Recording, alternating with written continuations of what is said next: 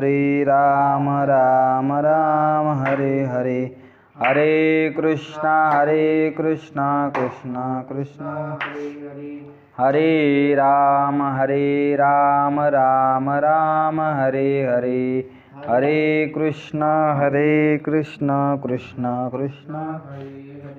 हरे राम राम राम हरे हरे, हरे कृष्णा कृष्णा कृष्णा हरे राम राम हरे हरे, हरे कृष्णा कृष्णा पुंडलिकधारी विठ्ठल श्री ज्ञानदेव तुकाराम पंढरीनाथ भगवान माऊली ज्ञानेश्वर महाराज की जय। जगद्गुरु तुकाराम महाराज, समर्थ सद्गुरु श्री गजानन महाराज, माऊली सद्गुरु सकाराम महाराज की जय। ओम नमो जय आद्या वेद प्रतिपाद्या, जय जय स्वसंवेद्य आत्मरूपा, जयांचे केलिया स्मरण होय सकळ विद्यांचे अधिकरण। तेचे बंधू श्री चरण श्री गुरूंचे ते नमस्कार होणी आता। शरच्चंद्रबिंबाननं चारुहासं लसत्कुंडलाकांत गंडस्थलांगम, जपारागबिंबाधरं कंजनेत्रं परब्रह्मलिंगं भजे पांडुरंगं। संपाद्य ज्ञानं च विदाय भक्तिं, विलोकितो येन समाधिराज। वैराग्यवन्तं सुविचारयुक्तं, नमामि जोगं शिरसा गुरुं तं। विनायकं गुरुं नौमि साखरे नाम विश्रुतं, येषां चरणसान्निध्यात् जीवा मुक्त्वा भवन्ति। साकरे वंशविख्यातं ज्ञानदानपरायणं, विनायकं गुरुर्वन्दे भवबन्धविमुक्तये। माऊली ज्ञानेश्वर महाराज की जय। अथ व्यवस्थितान् दृष्ट्वा धार्तराष्ट्रान् कपिध्वजः, प्रवृत्ते शस्त्रसम्पाते धनुरुद्यम्य पांडवः। चालू असलेल्या या पहिल्या अध्यायाचं चिंतन, त्यामध्ये युद्धभूमीवर दोन्ही सैन्याचं त्या ठिकाणी वर्णन दुर्योधनानं केल्यानंतर आपल्या पक्षामध्ये कोण कोण महारथी आहेत आणि पांडवाच्या पक्षात कोण कोण महारथी आहेत याचं वर्णन केल्यानंतर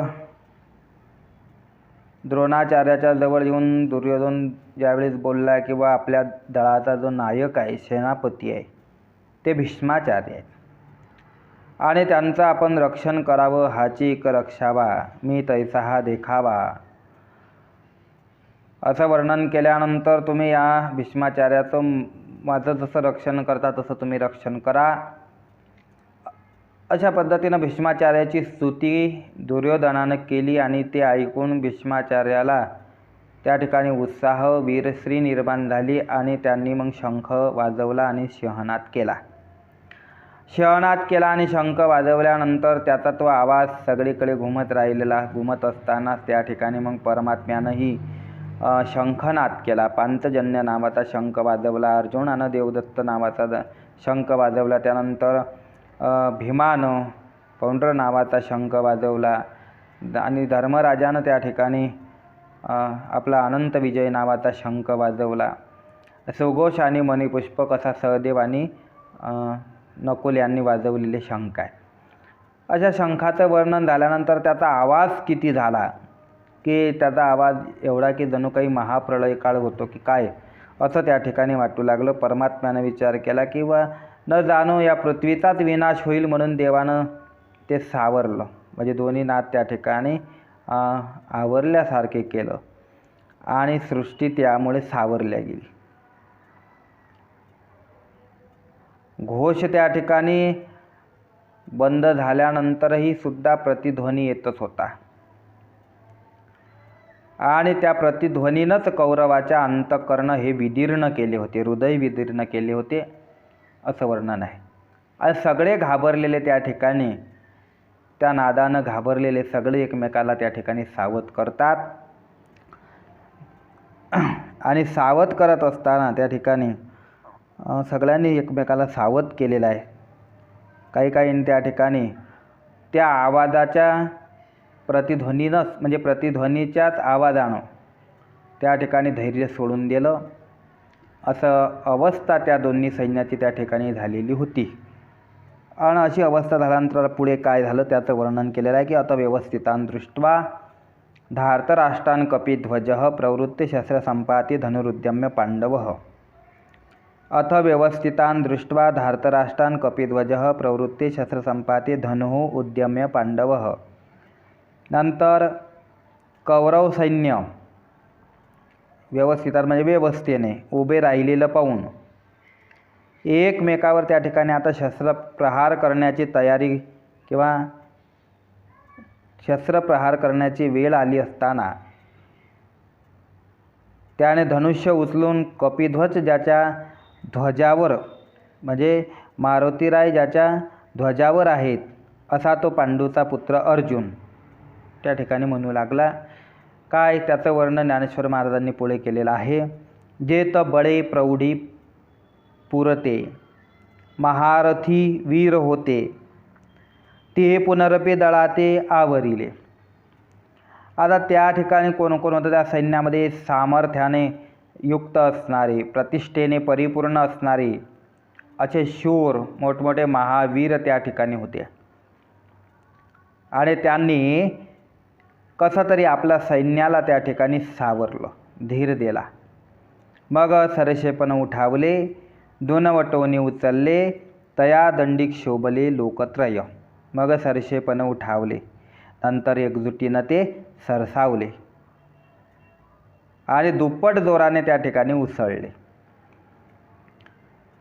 तेव्हा त्या सैन्याच्या उसळीनेच तिन्ही लोक त्या ठिकाणी संत्रस्त झाले. तया दंडिक क्षोभले लोकत्रय. तीनही लोक त्या ठिकाणी क्षोभले म्हणजे संत्रस्त झाले. ते त बाणवरी धनुर्धर वर्षताती निरंतर जैसे प्रळयात जलधर अनिवार्का. जैसे प्रळयात जलधर अनिवार्का म्हणजे ज्याप्रमाणे प्रळयकाळी मेघ जलधर म्हणजे मेघ अमर्याद वृष्टी करतात त्याप्रमाणे तेथे त्या रणांगणावर धनुर्धारी लोक होते.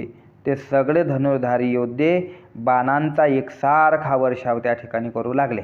महाप्रळय काळामध्ये जसं पाण्याचा वर्षाव मेघ करतो तसाच बाणाचा वर्षाव हे धनुर्धारी लोक त्या ठिकाणी करू लागले. ऐste देखली अर्जुने संतोष घेऊन मने. मग संभ्रमे सेने दिटी घालत असे आणि ते पाहून अर्जुनानं ते पाहून मनामध्ये संतुष्ट होऊन नंतर मोठ्या उत्सुकतेने त्या ठिकाणी सैन्याकडे तो पाहू लागला. असे देखली अर्जुने संतोष घेऊन म्हणे मनात संतोष प्राप्त घेऊन तो संभ्रमानं म्हणजे उत्सुकतेने त्या सेनेकडे पाहू लागला. तव संग्रामी सज्ज झाले. आता या ठिकाणी असं वर्णन केलं किंवा अर्जुन हा त्या ठिकाणी संतोषानं म्हणजे उत्साहानं पाहू लागला. अर्जुनाच्या अंतःकरणात हे युद्ध चालू झालेलं असताना म्हणजे बाणाचा वर्षाव चालू झालेला असताना अर्जुनाच्या अंतःकरणामध्ये आल्हाद निर्माण झाला, संतोष निर्माण झाला, आनंद निर्माण झाला. का आनंद निर्माण झाला? कारण अर्जुन हा खरा वीर होता आणि त्यामुळे युद्धात सज्ज झालेलं कौरव सैन्य पाहून त्याला आनंद झाला. म्हणजे शूरवीराला सैन्यात म्हणजे युद्ध पाहून त्या ठिकाणी त्याला आनंद होत असतो. खरा वीर असल्यामुळे त्याला आनंद झाला.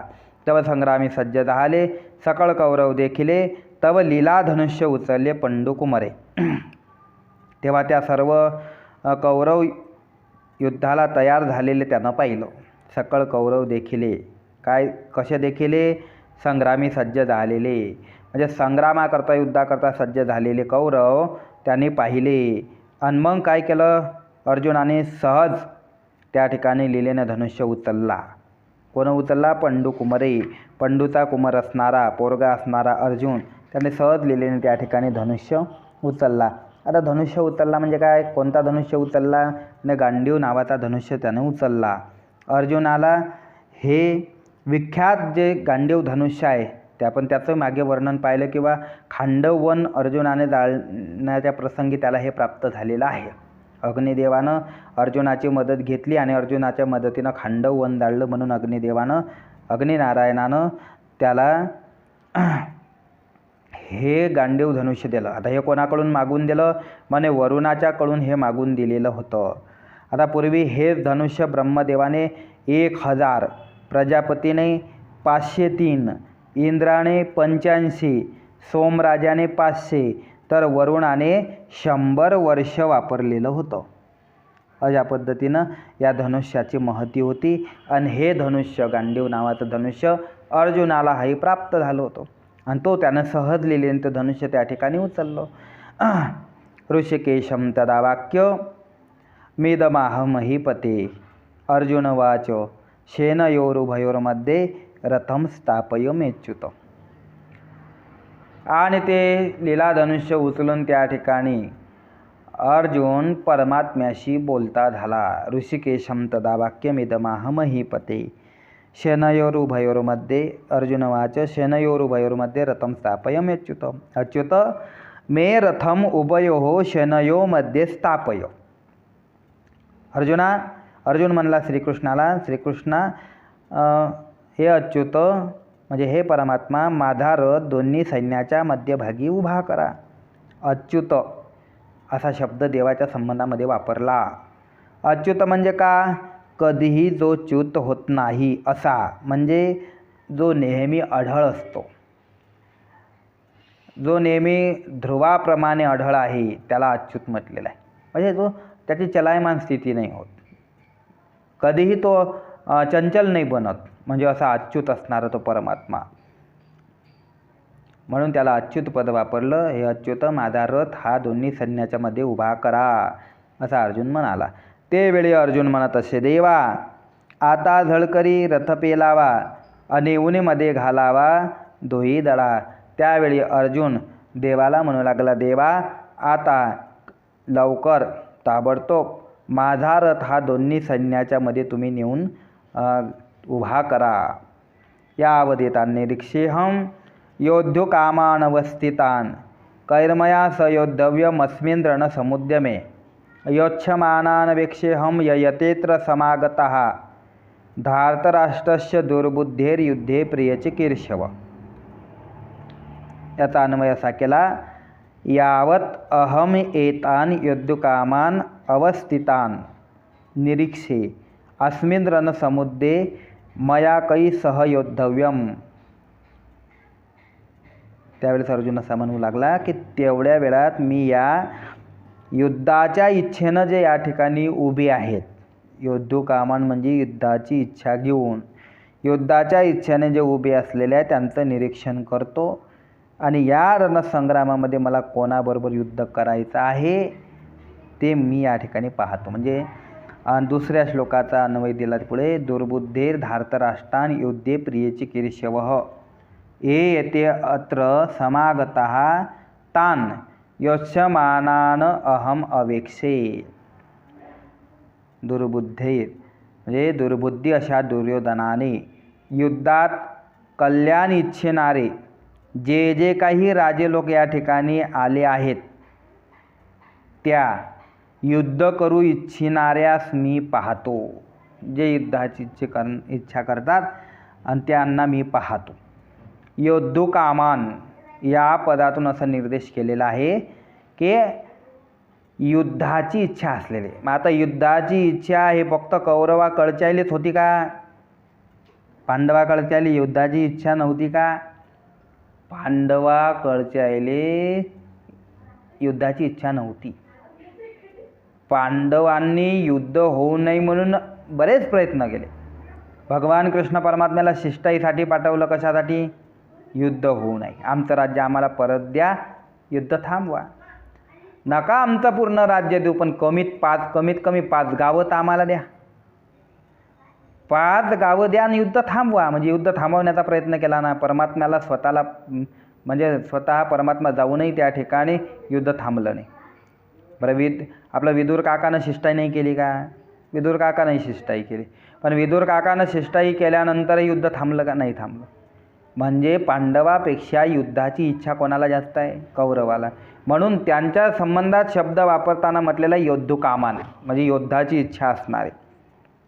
म्हणून त्या ठिकाणी पांडवाकडून बरेच प्रयत्न होऊनही युद्ध थांबलं नाही. खरं तर युद्धाची इच्छा हे कौरवालाच होती. म्हणून कोण कोण आहेत असे ते पाहू द्या मला, की ज्यांना या युद्धाची इच्छा आहे, असे शूरवीर ते मी पाहतो.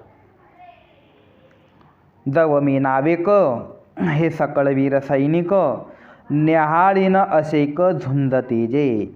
जव मी नावेक, जोपर्यंत मी हे सर्व लढणारे शूरयोद्धे कोण कोण आहेत ते समग्रपणे क्षणभर निरखून पाहीन, तोपर्यंत रथ उभा कर.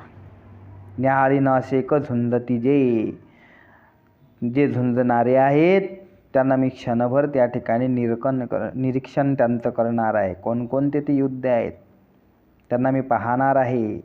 येथा आले असती आगवे, परिकौनेशी म्या झुंजावे, ते रणी लागे पाहावे म्हणून या. देवा, माझा हा रथ दोन्ही सैन्याच्या मध्ये न्या. कशा करता? या रणांगणात बरेच जण आलेले आहेत. हे एक जण आहे का? एवढी मोठी सेना आहे या ठिकाणी. 11 अक्षोणी सैन्य आहे कौरवांचं. मग एवढ्या सैन्यामध्ये मला नेमकं कोणाला लढायचं आहे, कोणाशी, ते मला पाहावं नाही लागणार का पहिले? नाहीतर ज्या ठिकाणी एकदम जे साधी आहेत की एक थापड मारल्यानं जे मरून पडे, त्याच्याशी युद्ध करत बसू का मी?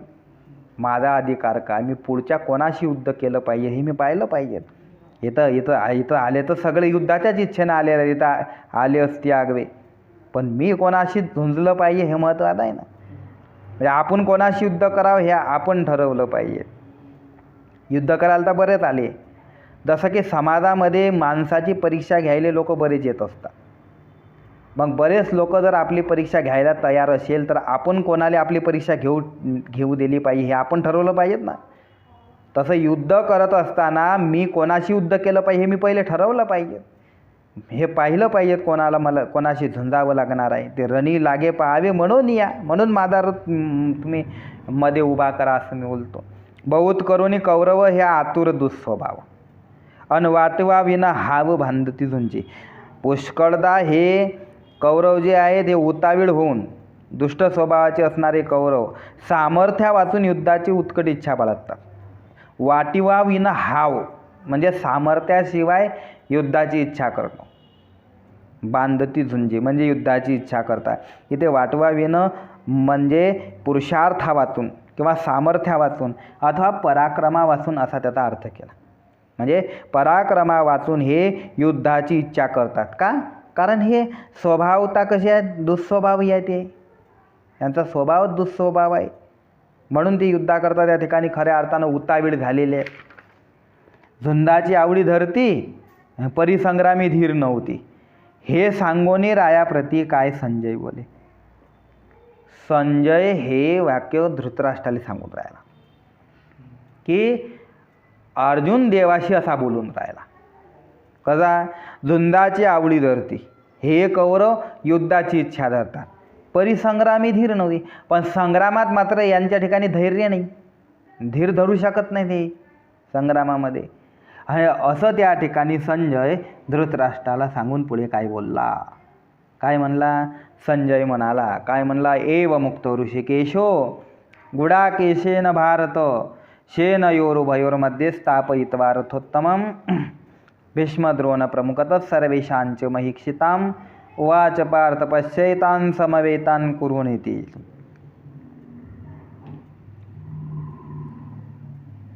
याचा अन्वय असा आहे, उवाच हे भारत गुडाकेशेन एव उक्त ऋषिकेशः उभयोः सेनयोः मध्ये भीष्मद्रोणः प्रमुखतश्च सर्वेषां महीक्षितां प्रमुखतः रथोत्तमं स्थापयित्वा.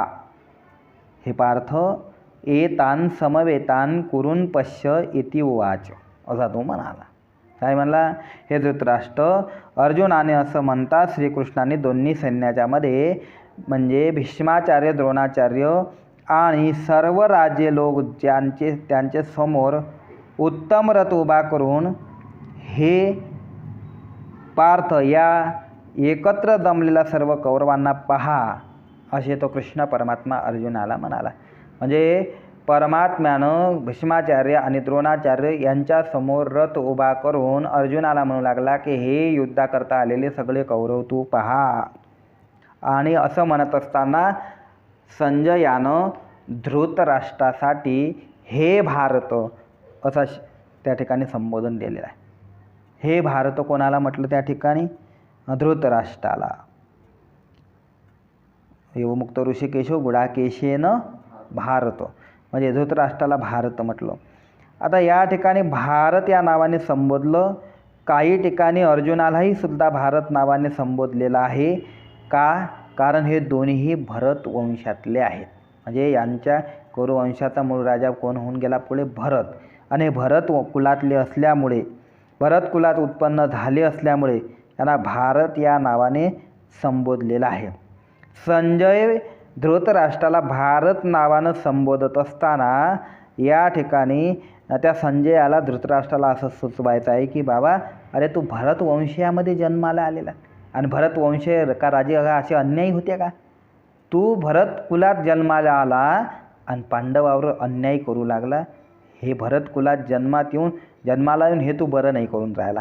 हे त्या ठिकाणी त्याला सुचवण्याकरता म्हणून भारत असं पद त्या ठिकाणी वापरलेलं आहे, म्हणून त्याला भारत म्हटलेलं आहे. आणि खरं तर हे भारताचं कल्याण म्हणजे भारत देशाचंच कल्याण करणारे तुम्ही असल्यामुळे, तुमच्या हाती राज्यकारभार असल्यामुळे आणि अशा भारतीयांवर तुम्ही अन्याय करणं बरोबर नाही का? तुम्ही भरत कुलातल्या आणि याची जाणीव करून देण्याकरता त्या ठिकाणी भारत असा त्या ठिकाणी उच्चार केलेला आहे, म्हटलेला आहे. म्हणून त्या ठिकाणी हे सांगण्याचा हेतू त्याच्या मागचा असा आहे. आणि गुडाकेशेनं म्हणजे अर्जुनाला त्या ठिकाणी गुडाकेश असा शब्द वापरलेला आहे. अर्जुनाला संबोधन देताना गुडाकेशनं म्हटलं. गुडाकेशनं हे पद अर्जुनासाठी आहे. गुडाकेश शब्दाचे दोन अर्थ होतात. गुडाकेश म्हणजे काय? एक अर्थ असा होतो गुडाकाहा म्हणजे निद्रा आणि ईश म्हणजे स्वामी. जो निद्रेचा स्वामी असतो किंवा ज्याने निद्रेला जिंकलेलं असते त्याला त्या ठिकाणी गुडाकेश असं म्हणतात.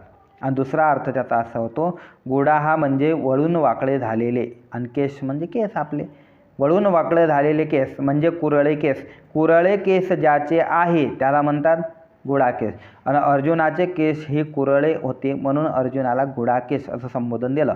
पण या ठिकाणी गुडाकेश या शब्दाचा अर्थ घेत असताना कुरळे केस असा न घेता निद्रेला जिंकलेला असा आपल्याला घ्यावा लागतं. ज्यानं निद्रेवर विजय प्राप्त केलेला आहे, ज्याची निद्रेवर पूर्ण सत्ता आहे. अर्जुनाची पूर्ण सत्ता होती. काही लोक निद्रेच्या ताब्यात आहे आणि काही लोकांच्या ताब्यात निद्रा आहे. काही लोकांच्या ताब्यात निद्रा नाही, मग निद्रा येण्यासाठी त्याला गोळ्या घ्याव्या लागतात, मग ते गुडाकेश नाही ठरत. आणि काही जणांच्या ताब्यात एवढी निद्रा आहे त्यानं जरी आता म्हटलं की आपल्याला आता अर्धा तास विश्रांती करायची की पडल्या त्याला झोप लागते. आणि पडल्या झोप लागण्यासाठी त्याला मन त्याचं जे आहे ते मन मात्र त्या ठिकाणी त्याच्यात कुठल्याही प्रकारचं चलबिचल नसली पाहिजे, मन शांत असलं पाहिजे. म्हणून त्या ठिकाणी अर्जुनाचं मन शांत आहे. गुडाकेश शब्दाचा अर्थ की विश्रांती घेणं किंवा न घेणं ज्याच्या अधीन आहे त्याला गुडाकेश असं म्हणतात. निद्रेचा स्वामी कोण आहे? मन आहे. मनच निद्रेचा स्वामी आहे. आणि मन शांत असेल तरच निद्रा येते. जोपर्यंत मन शांत होत नाही तोपर्यंत निद्रा येत नाही. मनातले विचार जोपर्यंत थांबत नाहीत, मनात विचार निर्माण झाले की झोप लागत नाही. मन शांत झालं, स्थिर झालं की त्या ठिकाणी झोप लागते. कौरव पांडवाच्या सेनेत हा एकटाच अर्जुन असा होता की ज्याला ही स्थिती प्राप्त झाली होती की जेव्हा म्हटलं तेव्हा तो विश्रांती घेऊ शकत होता आणि जेव्हा म्हटलं तेव्हा तो जागा होऊ शकत होता. असा अर्जुनालाच ही स्थिती प्राप्त झाली होती. म्हणून असा असणारा तो गुडाकेश, त्याला गुडाकेश असा हे दिला. तत्र अपश्य स्थितान पार्थ पितॄनत पितामहान आचार्यान मातुलान भ्रातॄन् पुत्रान पौत्रान सख्युंस्तथा श्वसुरान सुहृदश्चैव सेनयोरुभयोरपि तान समीक्षस कौंतेय सर्वान बंधून वस्थितान. आता त्या ठिकाणी कोण होतं, कोणाला पहा असा परमात्मा म्हणाला. त्यामध्ये भीष्माचार्याच्या समोर आणि इतर राजांच्या समोर रथ उभा करून श्रीकृष्ण परमात्म्याला म्हणालेला आहे की या जमलेल्या सर्व कौरवांना पहा. हे पार्थ तत्र पश्य स्थितान पात्र कोण आहे त्या ठिकाणी? पितॄनत पितामहान आचार्यान मातुलान भ्रातॄन पुत्रान पौत्रान सख्यूंश, म्हणजे एवढे जण आहेत. श्वसुरान सुहृदस, एवढे जण. त्यामध्ये आणखी सर्वान बंधू, म्हणजे सगळे बंधू असणारे असं सगळेजण आहेत. त्यामध्ये कोण कोण आहे? त्यामध्ये दोन्ही सैन्याच्या उभेमध्ये असलेल्यामध्ये भूरिश्रवादी चुलते आहेत. भूरिश्रवा इत्यादी कोण आहेत? चुलते आहेत. भीष्म सोमदत्त हे आजोबा आहेत. द्रोण कृपाचार्य गुरु आहेत. शल्य शकुनी मामा आहेत. भीम दुर्योधनादी भाऊ आहेत. अभिमन्यू लक्ष्मणादी पुत्र आहे. लक्ष्मणादी पुत्राच्या पुत्रास म्हणजे नातू त्याला पौत्रान म्हणजे ते त्याचे नातू अर्थात नातू आहेत. त्यामध्ये आणखी अश्वत्थामादी मित्र आहेत. द्रुपद पुत्रादी सासरे आहेत. तसेच कृतवर्मा आणि भगदत्तादी हे त्या ठिकाणी सोयरे आहेत, स्नेही आहेत. आणि या सगळ्यात मध्ये उभ्या राहिल्या आपतास तो पाहून तो कुंतीपुत्र त्या ठिकाणी अर्जुन पुढे काय बोलला मग ते पुढच्या श्लोकात सांगणार आहे.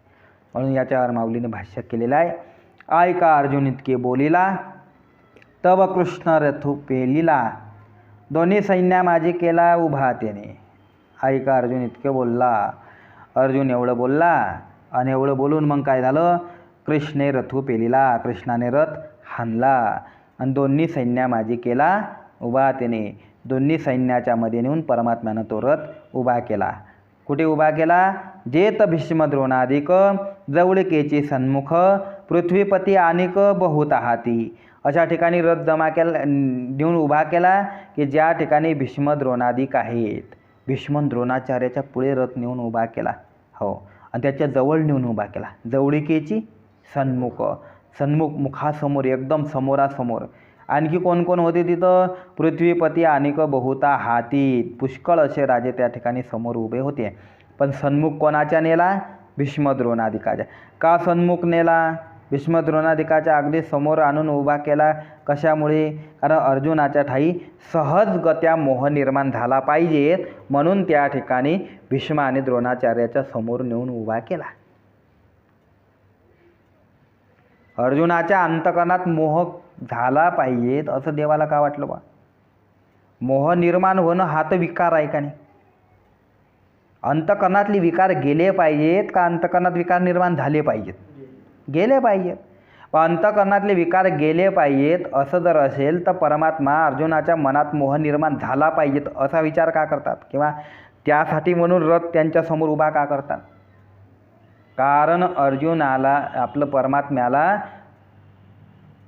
गीतेसारखं तत्त्वज्ञान अर्जुनाला सांगून ते जगाच्या समोर आणायचं आहे. अर्जुनाला निमित्त करायचं आहे. अर्जुनाचे व्याजे गीता प्रकाशोनी श्रीराजे संसारा एवढे थोर ओझे फेडिले जगाचे. अर्जुन निमित्त आहे त्याचं. मग निमित्त असून ते असल्यामुळे अर्जुनाला निमित्त करून त्या ठिकाणी तैसे गीतेचे हे दुपते वत्स करुणी पार्थाते दुबिन्नली जगापुरते श्रीकृष्ण गाय. मग श्रीकृष्ण परमात्मा त्या ठिकाणी हे ज्ञान अर्जुनाला देण्यासाठी म्हणून त्यांच्या अंतकरणात मोह निर्माण झाला पाहिजे तर हे त्यांना पुढे सांगता येईल ना. म्हणून याकरता भीष्म द्रोणाच्या समोर रथ उभा केलेला आहे. अंतकरणात विकार होणं निर्माण होणं चांगलं आहे का नाही? म्हणतात आपल्या अंतकरणात विकार जर निर्माण झाला तर अकल्याण होते माणसाचं. काम निर्माण झाला अकल्याण नाही होत. क्रोध निर्माण झाला अकल्याण नाही होत. लोभ निर्माण झाला अकल्याण.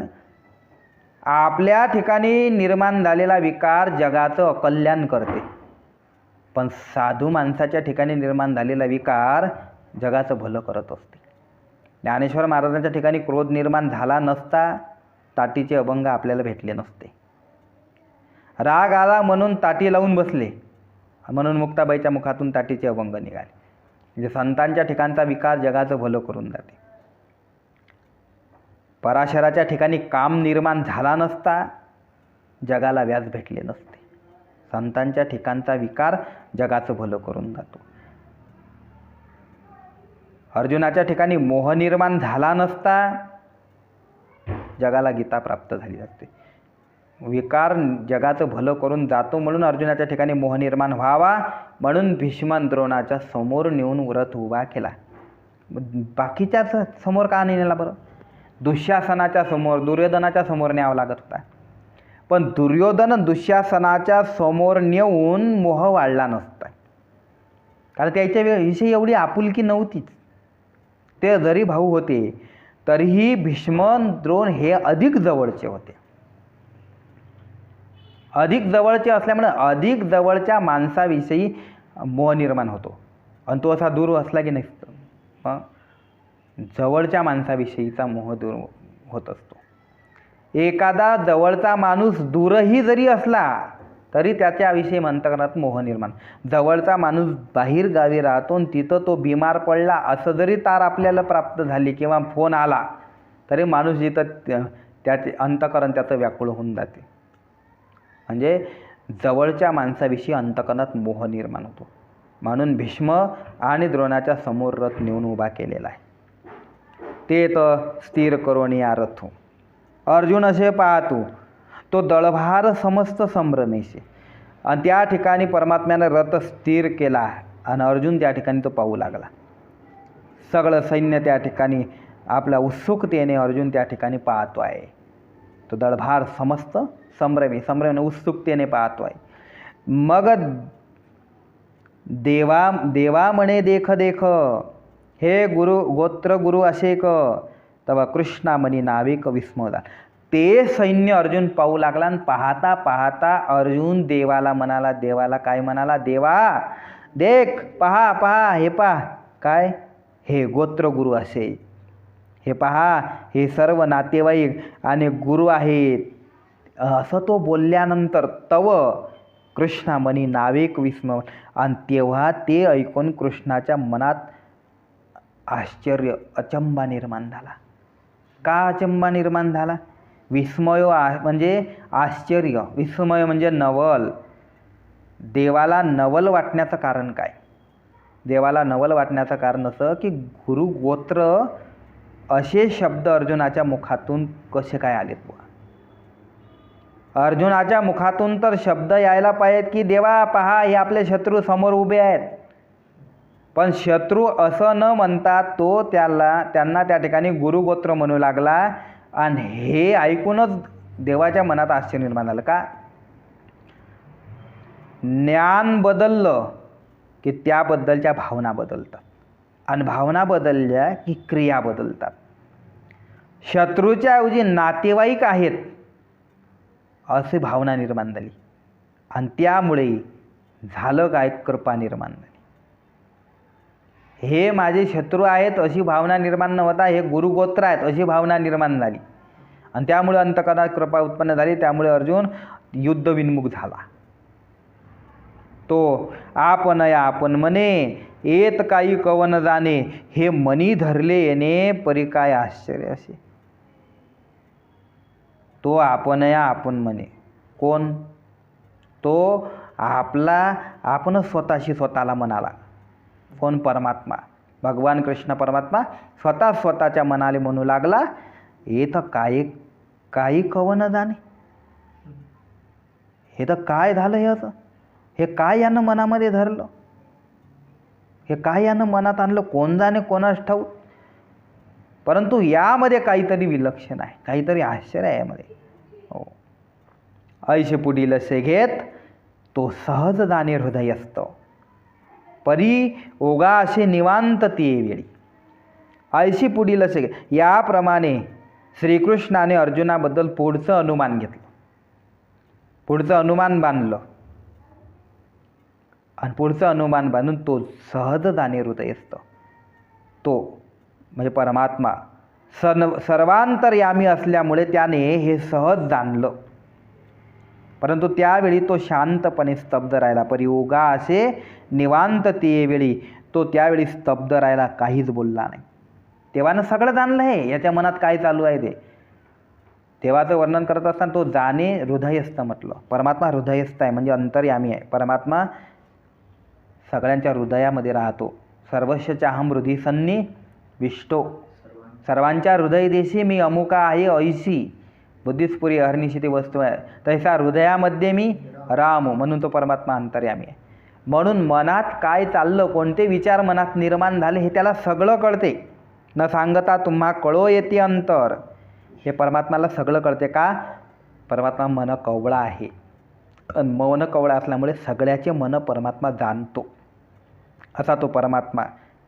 पण सगळं जाणूनही उगा असे निवांत ते वेळी, त्यावेळी तो उगा आहे, म्हणजे स्तब्ध आहे, काही बोलत नाही, स्वस्थ आहे. का नाही बोलत?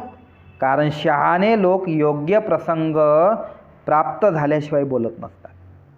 परमात्म्यानं तर सगळं जाणलं, पण योग्य वेळ आल्याशिवाय देव आता अर्जुनाशी काही बोलत नाही. पण याचं म्हणणं काय आहे नेमकं ते देवाला पाहायचं आहे, म्हणून देव त्या ठिकाणी काही बोलले नाही.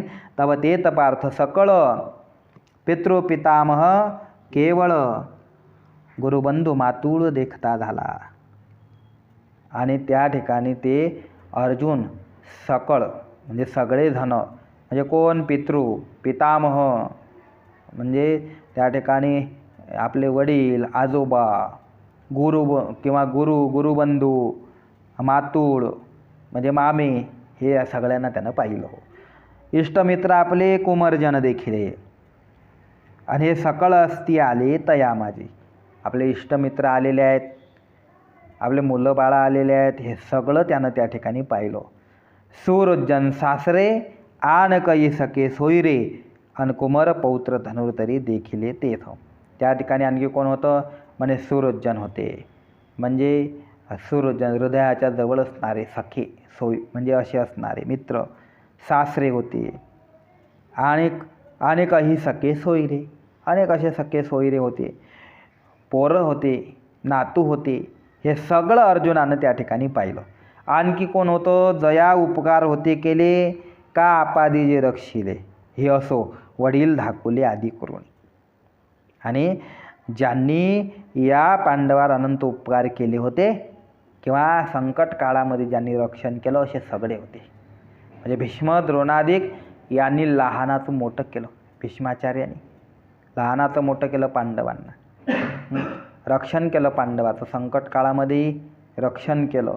म्हणून याचे उपकार फार होते, आणि असे उपकार केलेले सगळेच त्या ठिकाणी होते. हे असू द्या, बाकीचं काय, असे बरेच वडील आणि लहान, म्हणजे लहान मोठी असे त्या ठिकाणी बरेच होते. ऐशे गोत्रचे दोही दळी उदित झाले असे कळी, हे अर्जुने ते वेळी अवलोकिले.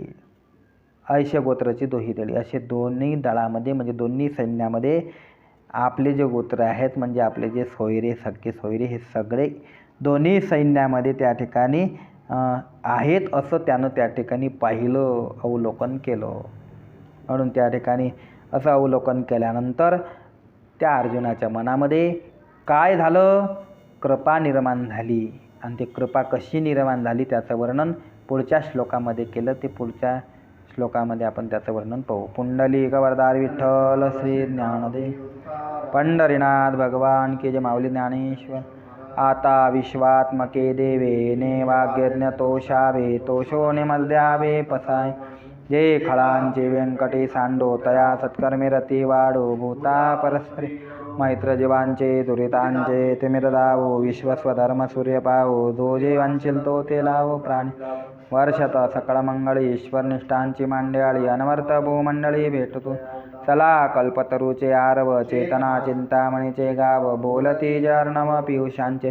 चंद्रमेजे अलांछन मार्तंड जे तापहीन, ते सर्वाई सदा सज्जन सोयरे. किंबहुना सर्व सुखे पूर्ण होणे तिने लोके. वजिद्वादे पुरके अखंडित, आणि ग्रंथोपजीवे विशेष लोके. दृष्टादृष्टी एतमने श्री विश्वेश्वराओ, हाओ एलदान पसाओ. येने वर ज्ञानदेव सुख्या झाला, येने वर ज्ञानदेव सुख्या, येने वर ज्ञानदेव सुख्या झाला. माऊली ज्ञानेश्वर महाराज की जय.